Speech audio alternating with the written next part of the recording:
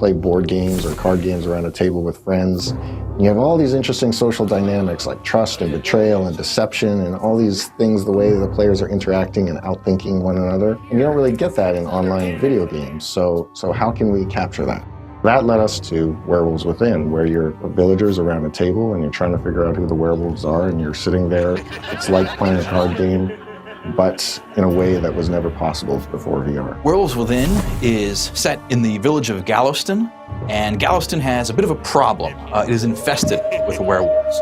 And so every night, the villagers get together to figure out who among them are these horrible werewolves acting with these vicious depredations, and they are trying to figure out who to condemn to their doom. There's things that VR replicates. For example, the whisper feature in our game, you could do that in real life, whisper to the person next to you. It really lets you bring that game table experience into VR, into this new technology. All of these social cues, these physical presence elements, these ambient movements that you make while you're at the table, reading your tells and your pantomimes and your giveaways, all of those translate almost perfectly into VR. And that was a perfect fit into the social deduction game that we eventually found ourselves making with Werewolves Within. Your friends have become other townsfolk villagers in this medieval village together, sitting around the table, seeing everybody's body language, talking to each other, playing these social deduction style games, and having a great time, whether you're around the world or next door. One of the features I really like to use in the game is the monologue feature, and most players stand up and they deliver a very heartfelt diatribe on why you shouldn't vote for them or why you should vote for this guy.